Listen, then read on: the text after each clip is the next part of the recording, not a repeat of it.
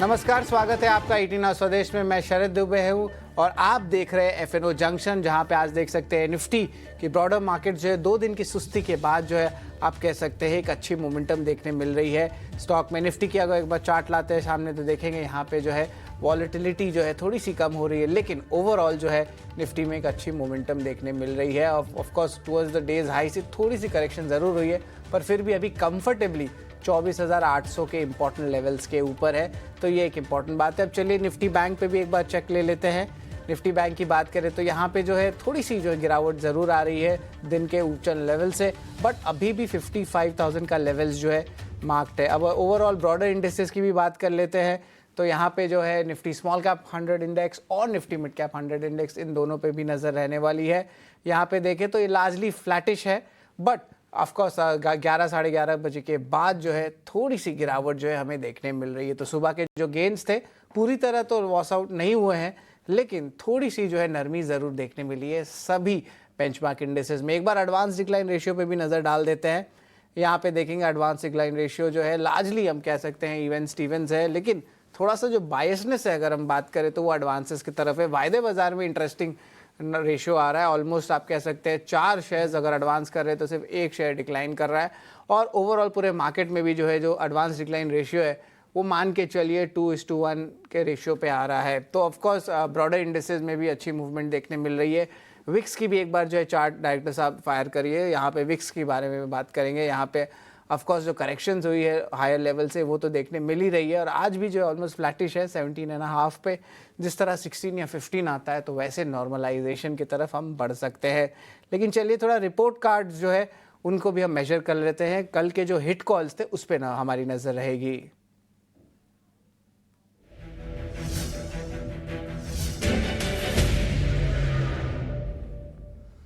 जी बिल्कुल, कल के हिट कॉल्स की बात करें तो सहज अग्रवाल के जो कॉल्स है उस पर हमारी नज़र रहेगी। जो ABFRL की बात करें वहाँ पे बेचने का जो था मूव था 3% का रिटर्न यहाँ पे देखने मिला। वही HDFC लाइफ और अशोक लीलैंड यहाँ पे भी देखिए तो 1.5% का जो है अप मूव देखने मिला है। अगर बात करें कोल इंडिया, CDSL और M&M फाइनेंशियल की, तीनों की खरीदारी की जो राय थी यहाँ पे रिटर्न जो है लगभग सपाट देखने मिले। तो रिपोर्ट कार्ड जो है हम देख सकते हैं यहाँ पे सहज जी का देखने मिला है। लेकिन चलिए अभी वापस मार्केट्स की ओर चलते हैं और थोड़े स्टॉक्स मिड कैप स्पेस में क्या क्या एक्शंस हो रहा है उस पर भी हम थोड़ा नज़र डालते हैं। ऑफ कोर्स मिड कैप की गेनर्स की भी थोड़ी लिस्ट की हम बात कर लेंगे, लेकिन उसके पहले जो है हमारे साथ हमारे गेस्ट जुड़ रहे हैं प्रशांत सावंत कैटलिस्ट वेल्थ से। नमस्कार प्रशांत जी। जी नमस्ते, good afternoon. Good afternoon Prashant ji. अभी मार्केट से देखें तो एक अच्छी रिकवरी जो है 11 साढ़े 11 12 बजे तक देखने मिल रही है। अब थोड़ा सा सेलिंग आ रहा है, बट नेवरदलेस एक कंसोलिडेशन फेज पे है। वॉलेटिलिटी हमें देखने मिल रही है, सेक्टोरल चर्न भी देखने मिल रहा है, पर निफ्टी के इंपॉर्टेंट लेवल जो है 24,800 उस लेवल के ऊपर है, अभी जो है ट्रेड किए जा रही है। तो ये एक बहुत इंपॉर्टेंट लेवल माना जा रहा है।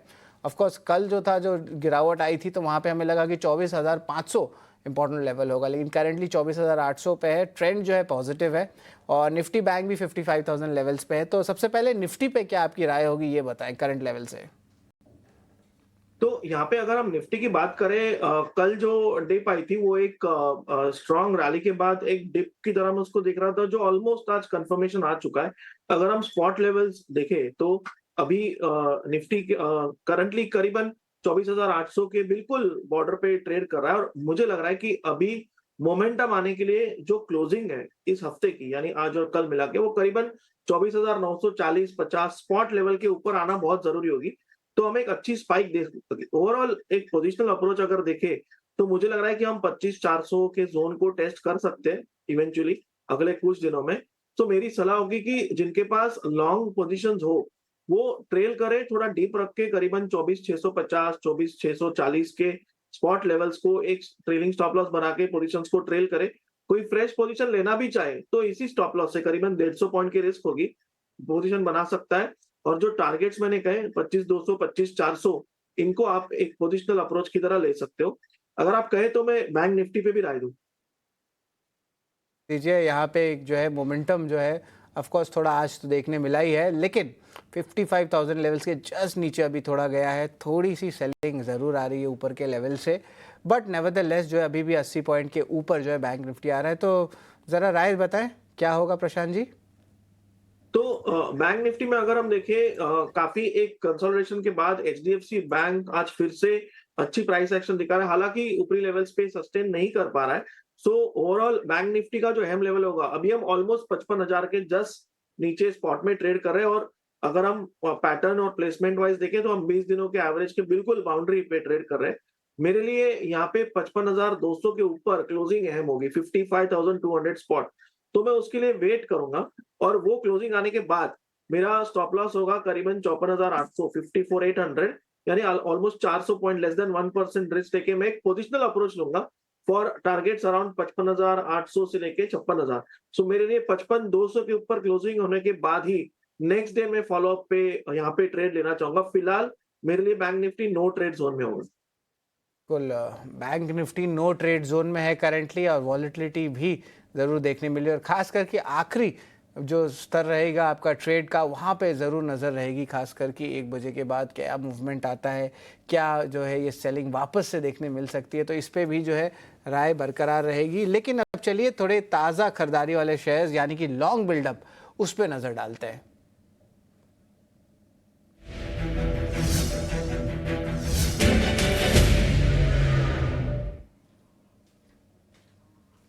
बिल्कुल, ताज़ा खरीदारी में जो है 3 अहम स्टॉक्स जो है इस लिस्ट में आए हैं। टाटा कंज्यूमर, यहाँ पे देख रहे हैं कि अच्छी जो है वॉल्यूम्स भी देखने मिल रही है, स्टॉक 1140 के ऊपर है। औरोबिंदो फार्मा, जो पूरी फार्मा पैक है, वहाँ पे बास्केट बाइंग देखने मिल रही है, खासकर कि आप एचएनआईज और इंस्टीट्यूशन से। एचएएल पे भी जो है ऑफकोर्स थोड़ी ब्रोकिंग अपग्रेड्स भी आ रही है, थोड़ी सी फ्लोज यहाँ पे भी देखने मिल रही है। तो ये 3 स्टॉक्स जो है मैंने रखे आपके सामने प्रशांत जी। इन 3 में टाटा कंज्यूमर, औरोबिंदो फार्मा और एचएएल, इन तीनों में सबसे बढ़िया खरीदारी के क्या मौके लग रहे हैं आपको? एक पिक करिए बस। तो मुझे इन तीनों में अगर एक चुनना होगा तो मुझे एचएएल काफी अच्छा लग रहा है। इसकी वजह ये है कि एक स्ट्रॉन्ग रैली के बाद जो डिप आई थी और प्रीवियस लेवल्स को रिटेस्ट करके वहां से बाउंस आ रहा है, तो मुझे लग रहा है ये अच्छा सस्टेन कर सकता है। अभी हम ऑलमोस्ट 4,930 के आसपास ट्रेड कर रहे हैं। यहाँ अप्रोच थोड़ा सा पोजिशनल रख के 4,860-65 के आसपास स्टॉप लॉस रखना चाहिए, 4,865 स्पॉट लेवल्स। मुझे लग रहा है हम कंफर्टेबली 5,100 से लेके 5,150 ये लेवल्स कैप्चर कर सकते हैं। अगर हम फार्मा में देखें और औरो फार्मा के पैटर्न को देखें, तो मुझे लग रहा है ये थोड़ा 20 डे मूविंग एवरेज पे स्ट्रगल कर रहा है, इसलिए मैं इसको फिलहाल ड्रॉप करना चाहूंगा। बट इन तीनों में अगर एक चुनना हो तो एचएएल मेरे लिए डेफिनेटली स्टैंड आउट कर रहा है। एचएएल जो है स्टैंड आउट परफॉर्मर रहेगा, इसको जो है चूज करिएगा करंट लेवल्स पे। लेकिन अब चलिए शॉर्ट कवरिंग वाले शेयर्स कौन से हैं उस पर भी हम नज़र डालते हैं। जी जी बिल्कुल, तो शॉर्ट कवरिंग में जो है 3 स्टॉक्स आ रहे हैं। आयरेडा की बात करें तो यहाँ पे जो है थोड़ी चेंजेस आ रही थी, कल के ट्रेडिंग सेशन में वॉलेटिलिटी भी देखने में, लेकिन आज जो है कंफर्टेबली 170 के लेवल्स के ऊपर है। बाइकॉन की बात करें तो ऑफकोर्स फार्मा का भी जो है बास्केट बाइंग आ रहा है, जो मैंने थोड़ी देर पहले ही आपको बताया, 2% स्टॉक ऊपर है। और बजाज फाइनेंस इंटरेस्टिंगली ये यहाँ पे एक अच्छा मूवमेंट देखने मिल रहा है। और याद रखिए बजाज फिनसर्व जो इनकी जो दूसरा ट्विन कहते हैं जो हम बजाज फिनसर्व को, वहाँ पे कंपनी जो है अलायंस इंश्योरेंस का जो है स्टेक लेने वाली है, और सीसीआई की अप्रूवल भी आ चुकी है। तो ये ऑफकोर्स एक टाइप से कह सकते हैं कि स्ट्रेंथ उनके ओवरऑल कंबाइंड बैलेंस शीट्स में भी देखने मिलेगा। तो हम कह सकते हैं कि ओवरऑल एक सॉलिड प्रॉफिट मोमेंटम जो है आपको बजाज फाइनेंस में देखने मिल रहा है, फंडामेंटली का माफ़ करिएगा।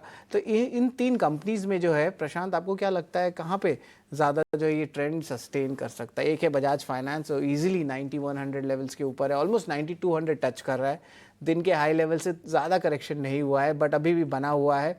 और ऑफकोर्स देखा जाए तो पिछले 3 महीने में जो है थोड़ी एक अच्छी ग्रोथ भी आई है, लगभग 10% आई है। वन ऑफ द टॉप जो है कंट्रीब्यूशन आया है इनका निफ्टी के रैली में भी। अब जो है क्या इसमें और रैली में हवा है बजाज ट्विंस का, अगर आप कंट्रीब्यूशन देखें निफ्टी में? और इन 3 कंपनीज़ में आयरेडा, बाइकॉन और बजाज फाइनेंस, इन तीनों में से अगर देखना हो तो यहाँ पे जो शॉर्ट कवरिंग हो रही है, कहाँ पे आपको लगता है कि और ज़्यादा जो है स्टीम बाकी है और अच्छी ग्रोथ आ सकती है? तो इन तीनों में जो मेरा चुनिंदा स्टॉक होगा बायकॉन होगा। अगर हम देखें सेक्टोरल सपोर्ट है पहली बात, दूसरी बात 20 डे मूविंग एवरेज से बाउंस हुआ है, तो अभी हम ऑलमोस्ट 340 के जस्ट इर्द गिर्द ट्रेड कर रहे हैं। मेरा यहाँ पे स्टॉप लॉस 332 का होगा, 332, और मुझे लग रहा है कि हम कंफर्टेबली 355 का लेवल देख सकते हैं, 355। सो रिस्क रिवॉर्ड के हिसाब से ये बेहतर लग रहा है। एरिडा को मैं फिलहाल इस लेवल पे ड्रॉप करना चाहूंगा, बट इसके साथ में अगर बजाज फाइनेंस के पैटर्न को देखूं, ये काफी अच्छी रैली के बाद एक कंसोलिडेशन में गया हुआ है। तो यहाँ पे प्योरली एक स्टॉप लॉस मैनेज करते हुए थोड़ा प्रीएम्प्ट करना होगा। मुझे लग रहा है कि स्ट्रेंथ को प्ले कर सकते हैं। हम अभी ऑलमोस्ट 9190 के आसपास ट्रेड कर रहे हैं। मेरे हिसाब से 9080 यानी 1% की रिस्क लेके 9080-85 स्पॉट लेवल्स एक स्टॉप लॉस रख के आप यहाँ से करीबन 9400 के लेवल्स को टारगेट कर सकते हो। 9400, 9450। बिल्कुल यहाँ पे जो है बाइकॉन और इम्पोर्टेंटली बजाज फाइनेंस पे प्रशांत की राय आई है। लेकिन चलिए एक छोटा सा ब्रेक लेते हैं। ब्रेक के उस पार जो है ऑफ कोर्स हम बहुत सारे इंपॉर्टेंट एफएनओ कॉल्स पे डिस्कशन जारी रखेंगे।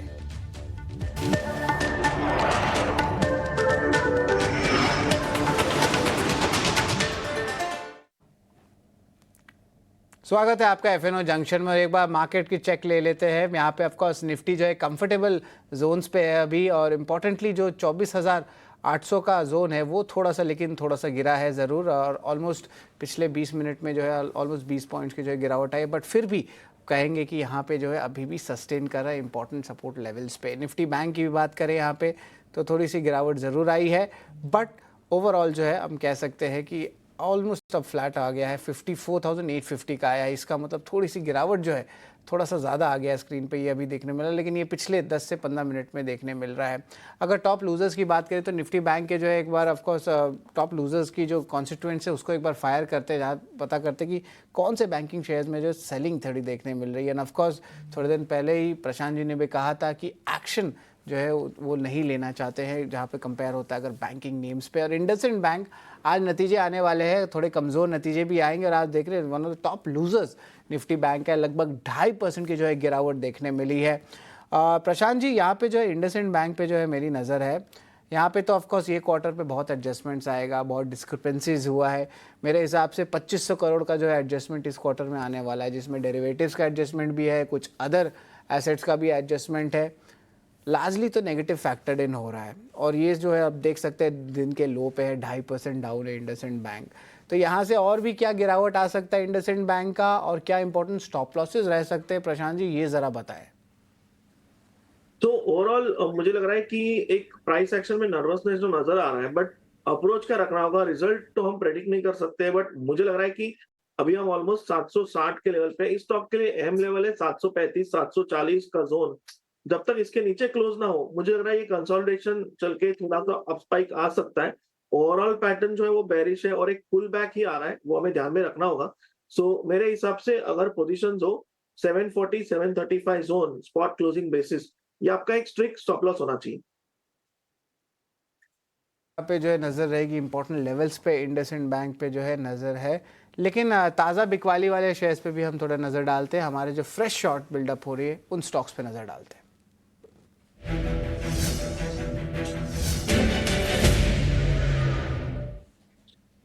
फ्रेश शॉर्ट्स में जो है दो अहम स्टॉक्स आ रहे हैं मेरे नज़र में। एक है ABFRL, यहाँ पे स्टॉक 2% की गिरावट आई है। ऑफकोर्स कल जो है डीमर्जर डेट भी आने वाला है उनकी आर्म्स की, और थोड़ी सी जो है ऑफकोर्स वैल्यू अनलॉकिंग कहेंगे या सेलिंग कहेंगे वो देखने मिल सकती है। और BSE की बात करें तो ऑफकोर्स इसके वैल्यूएशंस महंगे हैं, स्टॉक में एक अच्छी रनअप भी देखने मिली है पिछले अगर 1 महीने 2 महीने की बात करें तो यहाँ पे मुनाफा वसूली तो देखने मिल रही है, बट और थोड़ा ज़्यादा तो ये सेलिंग देखने मिल रहा है। पर ABFRL और BSE में अगर प्रशांत जी आपको चूज़ करना पड़े जहाँ पे सेलिंग और ज़्यादा देखने मिल सकता है, वो कौन सा स्टॉक रहेगा?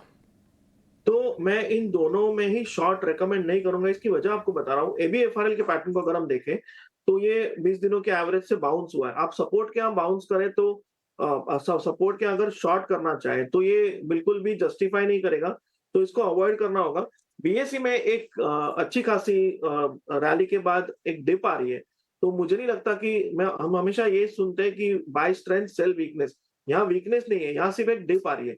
इस वजह से मैं इन दोनों ही स्टॉक को शॉर्टिंग के हिसाब से अवॉइड करना चाहूंगा। बिल्कुल, दोनों ही स्टॉक को जो है शॉर्टिंग के अलावा जो है आप अवॉइड करिए, तो इस पे जो नज़र रखिएगा। ये स्टॉक्स हैं ABFRL, BSE। एक बार फिर से स्क्रीन पे इन दोनों स्टॉक्स को दिखा दीजिए। लेकिन अब चलते हैं लॉन्ग अनवाइंडिंग वाले स्टॉक्स पे, उस पे कहाँ पे नज़र रहेगी? तो लॉन्ग अनवाइंडिंग वाले स्टॉक्स में PI इंडस्ट्रीज़ और इंडसइंड बैंक है। आई थिंक लॉन्ग अनवाइंडिंग में पीआई इंडस्ट्रीज़ पे नज़र डालते हैं। यहाँ पे शायद इंडसइंड बैंक एरर होगा, लेकिन अगर देखा जाए तो पीआई इंडस्ट्रीज ही अगर सिर्फ फोकस पे रखते हैं प्रशांत जी, यहाँ पे देख रहे हैं स्टॉक 2% की गिरावट आई है और ओवरऑल इनकी जो अर्निंग्स थी उसको भी अब फैक्टर इन कर दिया गया है और कुछ खास जो है आप कह सकते स्टेटमेंट नहीं आया है। ऑफ कोर्स हम लोग एक्सपेक्ट कर रहे थे कंपनी की जो मॉनसून पहले आएंगे तो कुछ इम्प्रूव डिमांड या प्राइसिंग ट्रेंड्स देखने मिलेगा, पर उतना खास जो है आया नहीं है कॉन कॉल में। नंबर्स तो ओके टाइप्स थे, थोड़ी सी मिक्स सेट ऑफ नंबर्स कहेंगे, लेकिन अब पीआई इंडस्ट्री में लॉन्ग अनवाइंडिंग हो रही है और लेवल्स की बात करें तो 3650 के लेवल्स के नीचे आ गया है। दिन के ट्रेड में लगभग स्टॉक 2% गिरा हुआ है। तो यहाँ पे क्या ट्रेड कुछ बन सकता है पीआई इंडस्ट्रीज में? जी, यहाँ पे मेरे हिसाब से ये स्टॉक भी नो ट्रेड जोन में, अगर हम देखें तो वीकनेस जो आई थी वहां निचले लेवल से बाइंग आई है और ऊपरी लेवल पे जस्ट 200 दिनों की एवरेज प्लेस्ड है। सो हम बिल्कुल एक जिसे कहते हैं सेंटर ऑफ सपोर्ट और रेजिस्टेंस के बीचों बीच ट्रेड कर रहे हैं। मेरे हिसाब से ये नो ट्रेड जोन में होगा, बट अगर किसी के पास लॉन्ग पोजीशन हो या पोर्टफोलियो बेस्ड हो, आज का जो लो बना हुआ है उसके नीचे यानी 3500 आपका एक पोजिशनल एसएल होगा। इसके नीचे अगर क्लोज हो तो ये वीक हो सकता है, तो ये आप नंबर एक ध्यान में रखिए और आपके पोजीशन को आप होल्ड कर सकते हैं। होल्ड पोजीशन की भी जो राय है अगर आपके पास ऑलरेडी है तो, लेकिन अब जो है प्रशांत जी आप अपने कॉल्स बता दें, इंपॉर्टेंट क्या टेक्निकल कॉल्स है जिसपे हमारी नजर होनी चाहिए। तो मेरा जो फर्स्ट पिक होगा वो हेवल्स है। अगर हम हेवल्स को देखें तो यहाँ मुझे लग रहा है कि एक अच्छा पैटर्न फॉर्मेशन नजर आ रहा है बेस के नजदीक।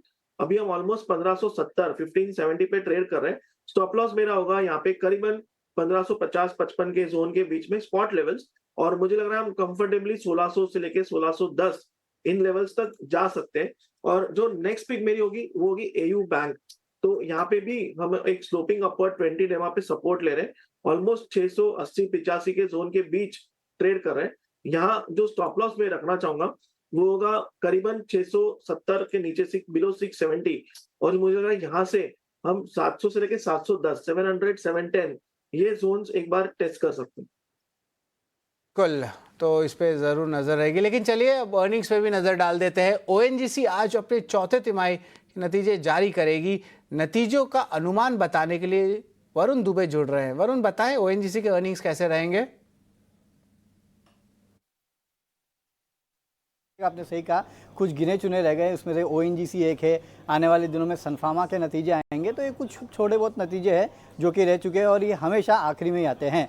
अब जहाँ तक ओएनजीसी के नतीजों की बात करें तो थोड़े बहुत देखिए सबड्यूड आपको क्वार्टर देखने मिलेगा, क्योंकि आय जो है वो फ्लैट रहने वाली है। एबिटा में 4-4.25% के आसपास की गिरावट होगी, तो जाहिर सी बात है मार्जिन जो है वो कंपनी के गिरने वाले हैं। 56.25% से गिर के 53.9% के आसपास आएंगे। जहाँ तक मुनाफे की बात है, करीब 6-7% के आसपास की बढ़ोतरी आपको देखने मिलेगी।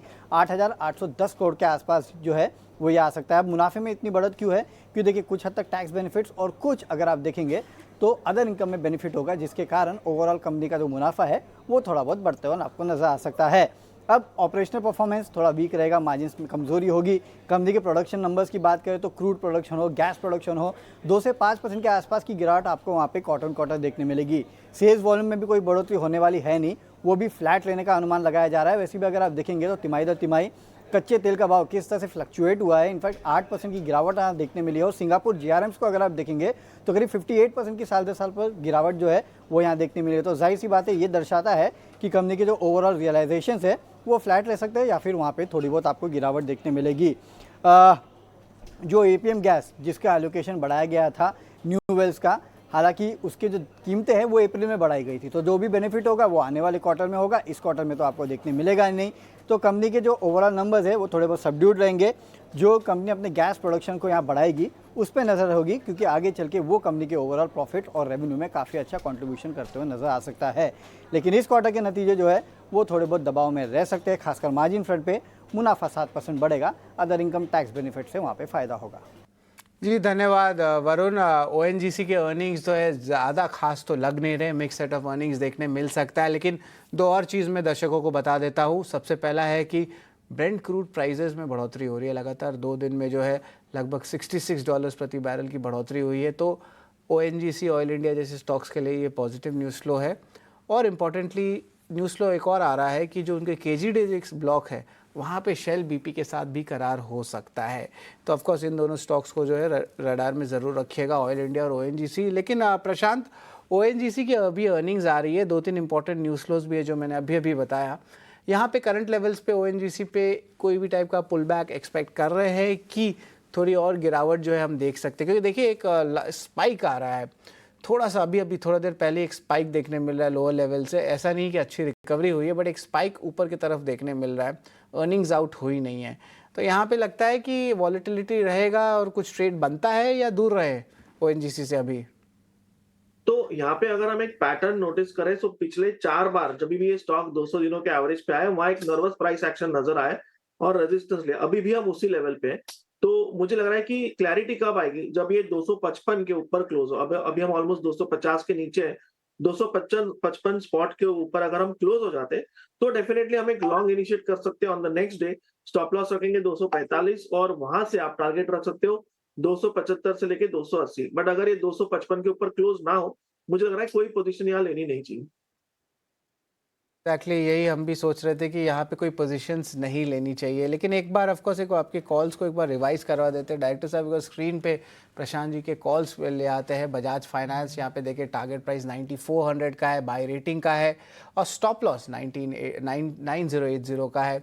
वही अगर हम बात करें हैवेल्स इंडिया, यहाँ पे भी देखें तो 1550 का स्टॉप लॉस है, बाई का रेटिंग है, टारगेट प्राइस 1600 रुपये का है। तो इन सारे स्टॉक्स पे जो है आप ज़रूर नज़र रखिएगा। और of course AU small finance bank, यहाँ पे भी जो है बाई का रेटिंग है, टारगेट प्राइस 700 या 710 का। तो हमारी रिवीजन हो गई प्रशांत जी के अमेजिंग कॉल्स को लेके। ऑफ कोर्स इसका रिपोर्ट कार्ड भी जो है हम कल आपको दिखाने वाले हैं। लेकिन प्रशांत जी बहुत धन्यवाद, आप जो है हमारे साथ जुड़े ईटी नाउ स्वदेश में हमारे शो पे, इसके लिए जो है थैंक यू वेरी मच। और सर आपका कोई डिस्क्लोजर है? जी, जो भी स्टॉक्स हमने डिस्कस किए वो मेरे पर्सनल होल्डिंग में कुछ भी नहीं। जी बिल्कुल। तो बस आज के लिए एफएनओ जंक्शन में बस इतना ही। जुड़े रहे ईटी नाउ स्वदेश के साथ।